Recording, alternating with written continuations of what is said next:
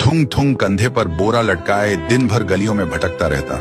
इधर उधर पड़ी प्लास्टिक की बोतलें और पुरानी चीजें उठाता रहता। फिर शाम को उन्हें बेचकर 2 वक्त की रोटी कमाता। थुंग थुंग अपनी बीवी और बच्चे के साथ एक टूटी हुई झोपड़ी में रहता था।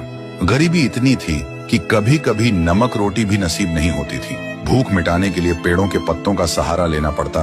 फिर भी थुंग थुंग ने कभी चोरी का सहारा नहीं लिया। एक दिन थुंग थुंग थका हारा श्मशान के पास बैठा था। शाम ढल चुकी थी और हवा में जले हुए लकड़ों की बू थी। तभी उसे मिट्टी के नीचे से हल्की सी रोशनी चमकती दिखी। वह धीरे से उठा और मिट्टी खोदने लगा।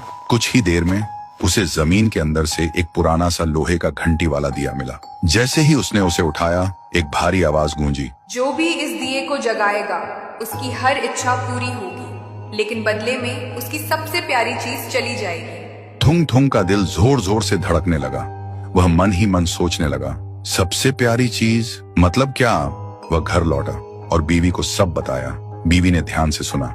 उसकी आंखों में डर भी था और थोड़ी सी उम्मीद भी। फिर बोली, 3 दिन से बच्चा भूखा है, क्यों ना पहले खाना मांग ले। थुंग थुंग ने कांपते हाथों से दिया जलाया और धीरे से बोला, हे दिए, मेरे भूखे बच्चे के लिए अनाज दे दो, बस पेट भर खाना दे दो। अचानक पूरी झोपड़ी अनाज और रोटियों से भर गई। बीवी खुशी से रो पड़ी। लेकिन उसी रात थुंग थुंग ने देखा उसका बच्चा चुपचाप कोने में बैठा है और उसे पहचान नहीं रहा। सुबह तक बेटा उसका नाम भूल चुका था। थुंग थुंग टूट गया, लेकिन घर में अनाज था और भूख खत्म हो चुकी थी। उसने खुद को समझाया, बाद में बच्चे का इलाज करवा लूंगा। फिर उसने सोचा, एक और बार इस्तेमाल कर लेता हूँ। इस बार उसने मांगा, हे दिए, पक्का मकान और दुकान दे दो। पलक झपकते ही टूटी झोपड़ी की जगह एक सुंदर पक्का घर बन गया और बगल में भरी हुई दुकान खड़ी थी। थुंग थुंग खुशी से बीवी के पास दौड़ा, लेकिन उसने देखा उसकी बीवी पत्थर की मूर्ति बन चुकी थी।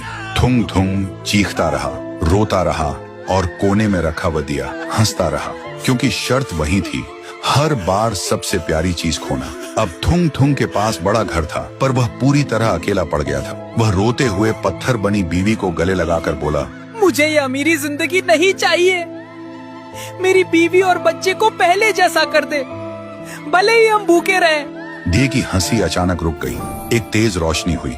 जब रोशनी हटी, न पक्का घर था न अनाज का ढेर। फिर वही पुरानी टूटी हुई झोपड़ी थी, लेकिन सामने उसका बच्चा खेल रहा था और बीवी मुस्कुरा रही थी। थुंग थुंग ने सुकून की सांस ली और उस मनहूस दिए को वापस श्मशान ले जाकर मिट्टी में हमेशा हमेशा के लिए दफना दिया।